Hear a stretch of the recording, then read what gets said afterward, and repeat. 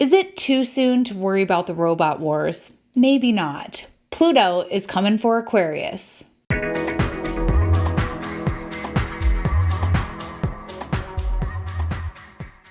What's up, everyone? We're back with an extra special astrology shot for you. In fact, it's time that we address this megalith of a transit that's coming in on March 23rd, 2023. And yes, I'm talking about Pluto's ingress into Aquarius. This is a very big deal and not something that we as astrologers get to report on a super regular basis. I'll just tell you, I've been a practicing astrologer, a student of astrology for many years. I got into astrology right after Pluto ingressed into Capricorn. So this is my very first time forecasting about Pluto's upcoming ingress into a new sign. It doesn't happen very often. So yeah, Pluto's orbit is 248 years. It has an elliptical orbit, which means that it's irregular. It spends an irregular amount of time in each zodiac sign. One reason for its elliptical orbit that it got demoted from planetary status in 2006. But we as astrologers and those of us who work with astrology, we know the power and the impact of Pluto. Doesn't matter what the IAU says, we know it's powerful. So yeah, Pluto will spend 11 years in Scorpio. That's its shortest travel through any given sign, and 31 years through Taurus. So we're at this halfway juncture. We're like at a square between Scorpio and Taurus headed into Aquarius, Pluto and Aquarius. So this transit is going to last us 21 years. 21 years. Indeed. So this transit begins on March 23rd, 2023, as I said. And it's going to go in and out of these last degrees of Capricorn, early degrees of Aquarius, until November 19th, 2024, when it enters to stay. So there's a couple retrogrades back. And it will stay there until January of 2044. Whoa, who knows what life is going to look like in 21 years for any of us, let alone on this planet. Let alone, Pluto and Aquarius is gonna be a mainstay. We're gonna be talking about this transit a lot over the next 2 decades because it's gonna be there. So today we're gonna unpack some of these themes, and we're gonna go into what we think might be ahead for us. So let's begin by just briefly recapping what Pluto and Capricorn has done since 2008. And this is going to help sort of demonstrate what happens when Pluto travels through any given zodiac sign. So Pluto is our planet of death and rebirth. It is actually more of an uprooting than anything else. It's catalytic, it's cataclysmic.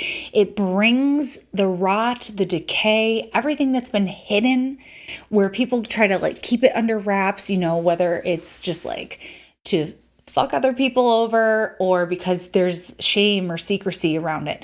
Pluto brings all of that out into the open. So in 2008, when Pluto entered Capricorn, here in the States, we had a big economic crash. And, the banks were repossessing people's houses while interest rates went up. Meanwhile, all these banks were getting big bailouts. So the middle class basically perished at the expense of these big corporations. And so that was a huge wake-up call here in terms of corporate greed, in terms of understanding that the top 1% of wealth holders have 90% of the collective wealth. So that's what Pluto brought to the surface. And Pluto also highlights extremes. So in the collective, Capricorn is going to rule government, big business, power elite structures.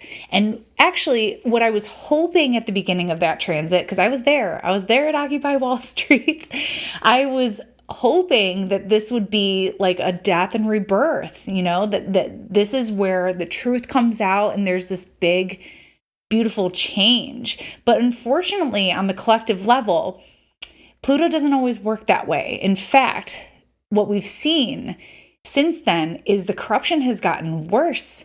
We've seen billionaires become trillionaires. We've seen elections become more blatantly stolen and corrupt. We've seen, efforts to like protect gerrymandering. Like things have gotten more corrupt, and the divide between the wealth gap has gotten greater. We've seen Amazon eat up Whole Foods, and now we're seeing Tesla eat up Twitter. So we're seeing billionaires start to own platforms where people share ideas and news and communicate and have governance over those liberties.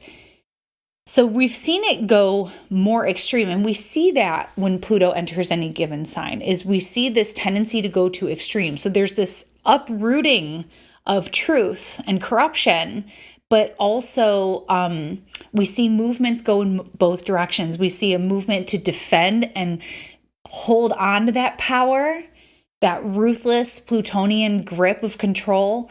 And we also see like a resistance movement coming in. So I have an article on my website. If you want to see, I have more examples of Pluto through the previous signs. It's Pluto and Aquarius Exposing Big Tech's Shadow, 2023 to 2044. This is part 1 of a 3-part series. Part 2 goes into a historical review of Pluto's previous sojourns through Aquarius. So if you want to get a more in-depth understanding of this transit, I would point you to that article. So what can we expect with Pluto and Aquarius? Well, I already told you. I see Pluto and Aquarius uprooting these major elements from the underbelly of technology. And technology, the way it has infiltrated our lives, and I'm meaning the technology that is basically our phones and surveillance and all of that stuff. All that stuff's going to come out. We already get suspicious when our phone starts bringing us advertisements from something that we may have been talking about with friends, or even creepier, something that you've been thinking about but haven't even vocalized yet. And so that is sort of this scary yet amazing unknown world of AI technology, where AI, you can train these robots basically to know you.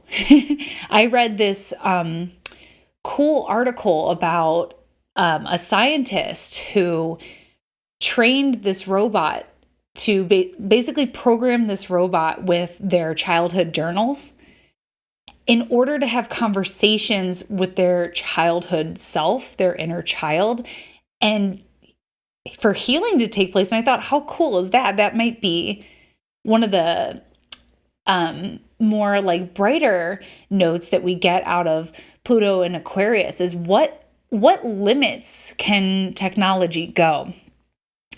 A lot of times we are going to be seeing like a little bit of a teeing up for big transits to take place and to take root. And we'll see that a lot of times in astrology, where the events sort of line up before the big planetary ingress. We're seeing that now. Aquarius absolutely has to do with technology. We'll break that down further in a moment. But at the end of October, when I started planning out this article that I was writing, that's when Elon Musk officially took over Twitter. And there was other stuff going on. If you've been following along, you know there was eclipses, Mars stationing retrograde in Gemini ruling things like tweets. So it was total chaos with that blue check fiasco. But what it did was it put certainty of this platform that many of us depend on, this tech giant platform. It put it in peril. It put it in detriment. We thought, this is it. This is the end of Twitter. Everyone download your history and we got to go somewhere else. It did not collapse, but people are still like, how much longer is this going to be able to sustain itself? And while that was happening, I was going through my own private, well, not so private, I was sharing a lot about it, my own struggles with Instagram. So this is something that is affecting the entire astrological community, and beyond tarot practitioners, all kinds of spiritual practitioners. There's a big issue with scams going on. People copying our accounts, following all of our followers, and soliciting them readings. Then they're not really readings. It's a scam. So as we were seeing these huge tech layoffs in Twitter and Meta, which owns Instagram, I thought, this isn't going to get any better. And I just had this very Pluto and Aquarius moment of, my gosh, some of these big tech giants are going to fall. Pluto, this death and rebirth, is going to affect it. And we'll see some of them gain gigantic power too, I'm sure, certain companies. Maybe not the social media platforms we know going into it, because we know that things change. We know that things change. We had MySpace. We don't anymore. There's been things that have come and gone. So I just realized, these tech platforms that many of us depend on, Pluto's coming. It's not going to be the same. The way that we interface with them and the way we use them as tools is not going to be the same. Technology as a tool is going to grow and evolve in an unfathomable direction during this transit.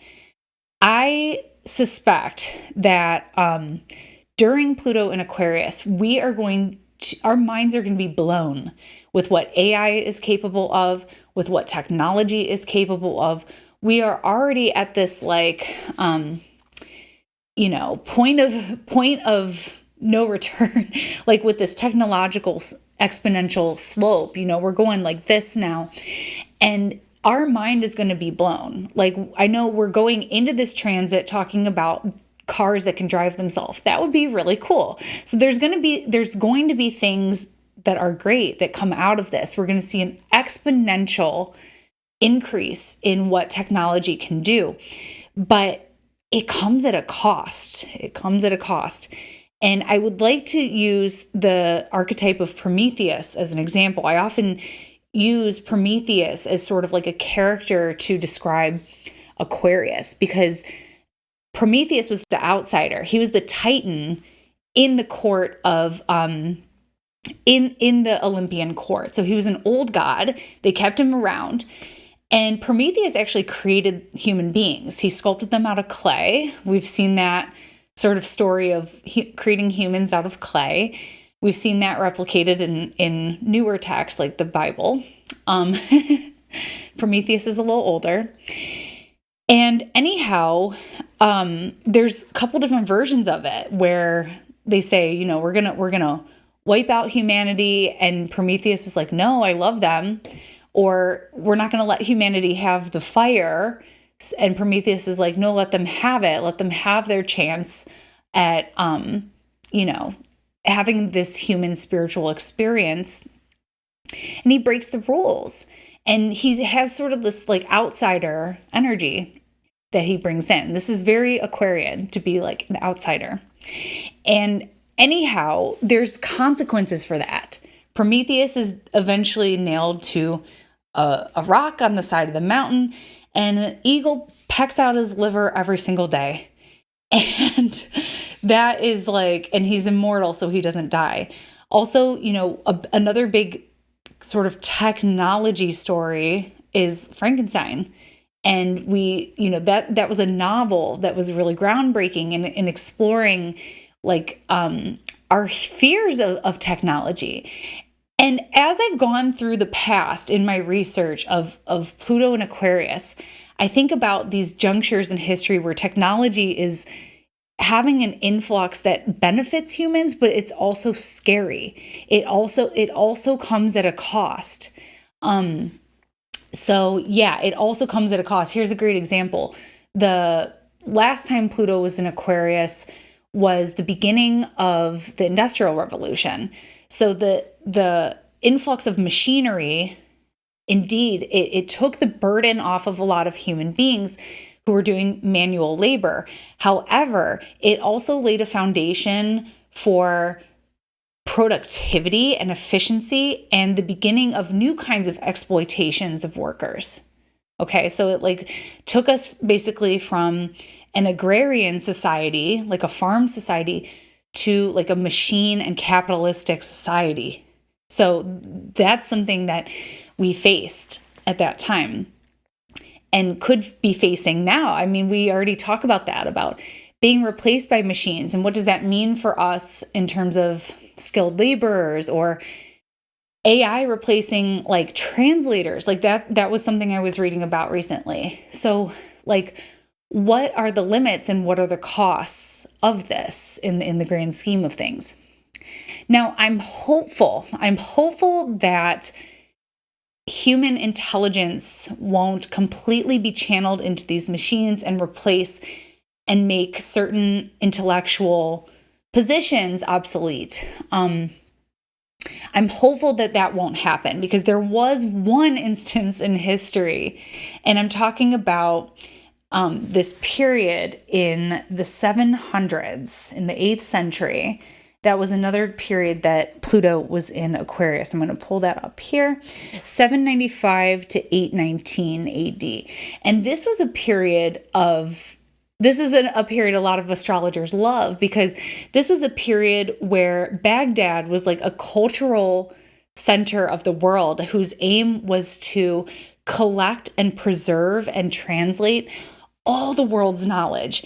And a lot of the astrological texts that we have today to draw upon were collected and preserved during that time. So this is a period where in the Abbasid Empire, that basically, one of the quotes I found from that era said, "The ink of a scholar is more holy than the blood of a martyr."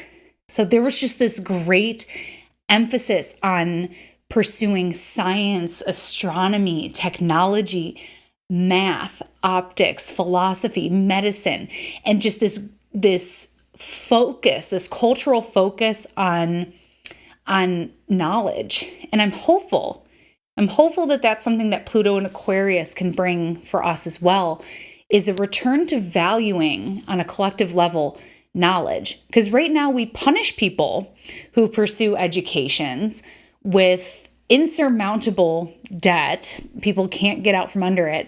And we just tried to forgive just a measly 10 grand of it, Meanwhile, all these corporations getting all these bailouts, and like it's being fought tooth and nail. So I hope that we come to value education, especially because other nations do, and they're the ones creating all this technology that's going to take us into this Pluto and Aquarius age.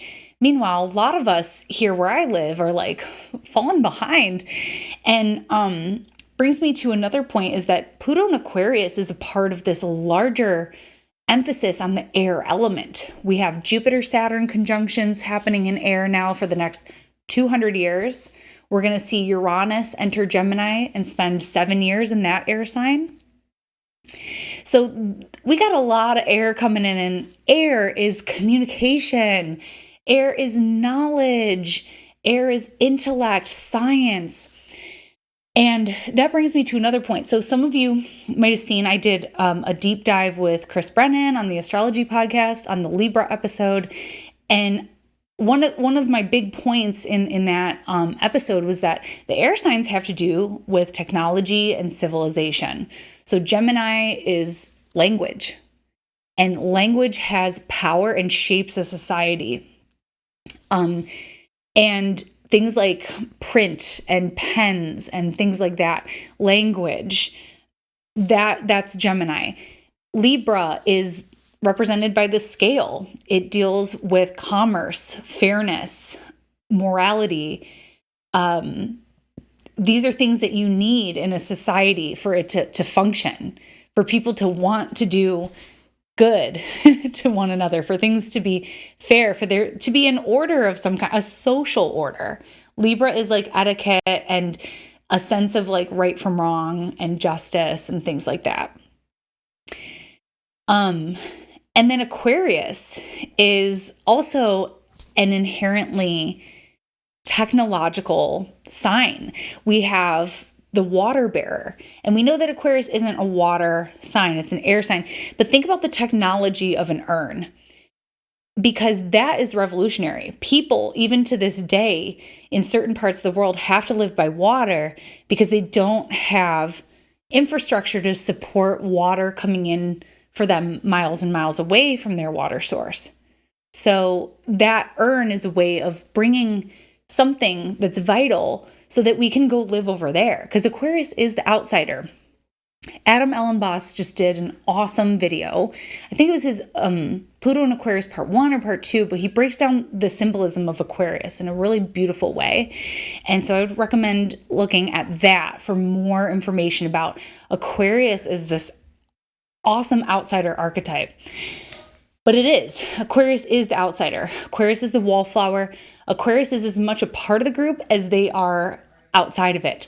They keep one foot in and one foot out. And that outsider perspective is what gives them this mastermind, eagle eye perspective on the balance of everything, of how people should be organized, of how this should be organized. And it's not attached. Aquarius isn't attached because it's not immersed in that group. It has one foot on the outside, which gives it this advantageous perspective of what's wrong or what's needed or what's lacking or what should be done. And so anyhow, Aquarius, when it comes to technology and society, has to do with infrastructure, how to organize a society, how to organize a people. Aquarius is fixed air. Well, the other thing is it's technology. The urn is a piece of technology, and also like infrastructure, in the way that we organize a society. Aquarius is forward thinking. Like, how can we solve this problem? Aquarius is always thinking, how can we solve this problem? And the answer is either a technological instrument or it's an ideology. So Aquarius, being fixed air, is an emphasis on various ideologies. In my Pluto in Aquarius part 2, when we go back through history, we can see how a dominating ideology seems to define a really good chunk of that period, or the desire to change an ideology, or we see like a splitting of ideologies, because Aquarius is fixed air. It's fixed. You're not going to change it. You're not going to change its mind. It's like, these are the facts. And so with Pluto in Aquarius, we might see like tyrannical, what we've seen in history is tyrannical examples of, this is what it is. This is how you should think. And if not, you could get your head chopped off. Now, moving into this period, we've already seen documentaries like The Social Dilemma, which explore how big tech actually influences the way that we think. They can control our psychology. They manipulate it.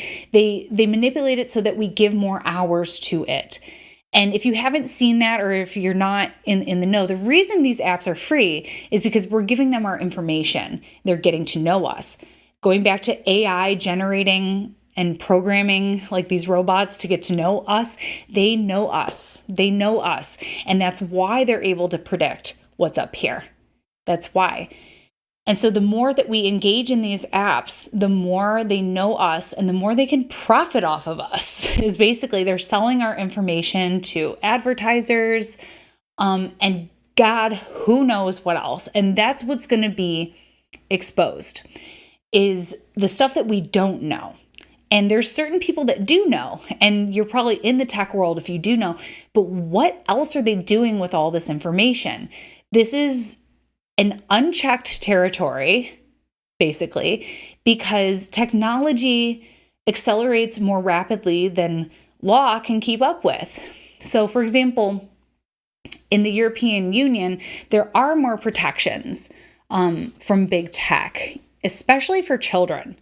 And that's another big thing that I think about with a 2-year-old, and I have one in here, going to be an Aquarius, ironically, not Pluto and Aquarius though, is what of big tech, what power do they have basically recording a person's entire life, right?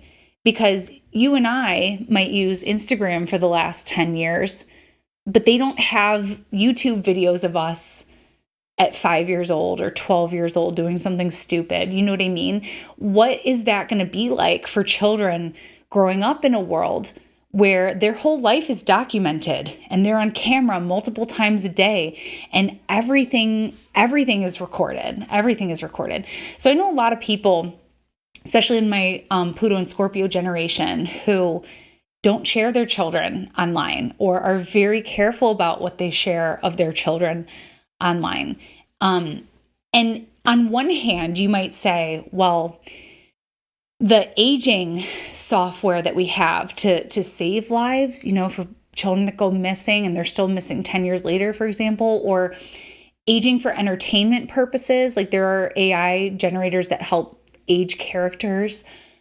Like those things are really great and really cool, but is there a nefarious side to this that could harm us later? I know there's a lot of concerns with people doing these ancestry websites and giving their DNA information to these corporations. It's kind of the same thing with our data, our personal information. So I suspect that Pluto and Aquarius is going to dig all of that up. It's going to show some of the scary things that these corporations could or would do. And it's going unchecked right now. And so Pluto is a planet that wants to control. So we may see attempts to try to control or limit or monitor, like make it known.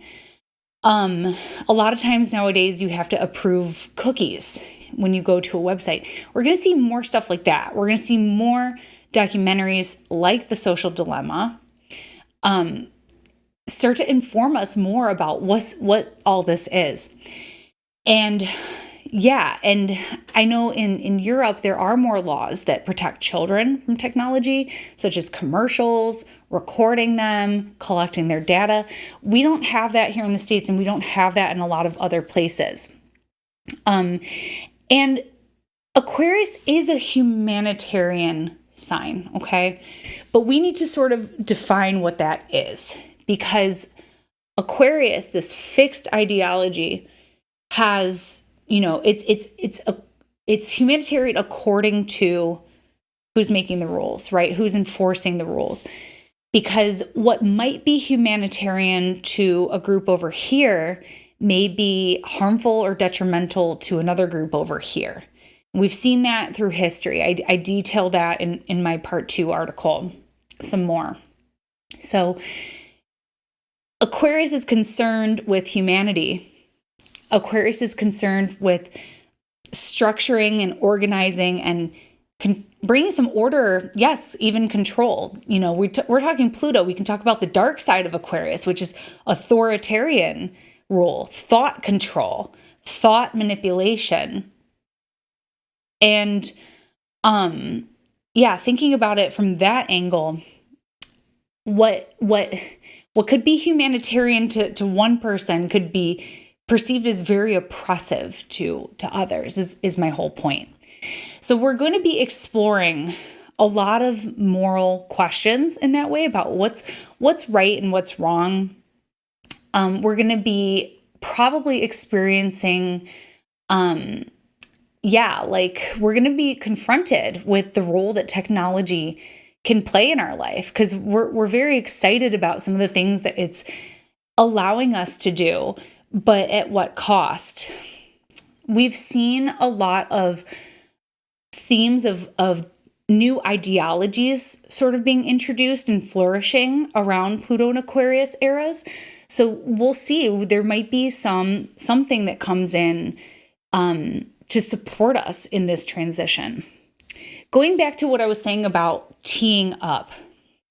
So Lensa has come out, and that is like this AI generator that will create portraits for you.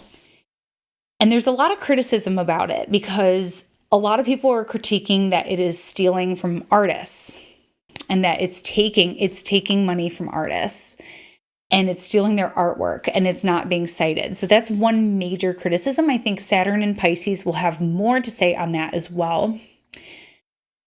But the other criticism is like, yeah, you have to feed them like 10 to 20 images of yourself at a time. And people are like, well, what are they going to do with that? And well, my devil's advocate question is we do that on other platforms. So what's the big deal? But stuff like that we're going to be faced with collective and moral dilemmas such as that. And I wonder, like, we often have joked throughout history, like, is it too soon to worry about the robot wars? And I don't know. Pluto and Aquarius, I think there's going to be a lot of that. So that's a little bit about what we can expect with Pluto and Aquarius. I think I covered a lot of the key points I wanted to make. Like I said, I have articles on my website detailing Pluto and Aquarius a little bit more. And maybe we'll revisit this in a deeper way. Once we've dipped our toes into the transit, maybe we can do a longer workshop together. But for right now, that is your astrology shot, more like a pint glass of Pluto and Aquarius. And yeah, from here, I would say I hope it's good to you. But what I'm going to say to you this time is let's observe. Let's be Aquarius scientists. Let's observe what's happening as it dips its toes in March and April. And it's going to spend, let's see here. It'll be there through, most of April and May, a little bit of June, a little bit of March. So let's observe, and we'll revisit this again later. For now, that's your astrology shot, and I'll catch you next time. Bye. Thanks so much for tuning in with me today. For more astrology in your inbox, subscribe to my mailing list where you'll be the first to know when my books reopen in April when I return from maternity leave. I may not be as active on here in February and March as we welcome baby Aquarius into our family, but you can also follow along with me on all platforms at Astro Catherine.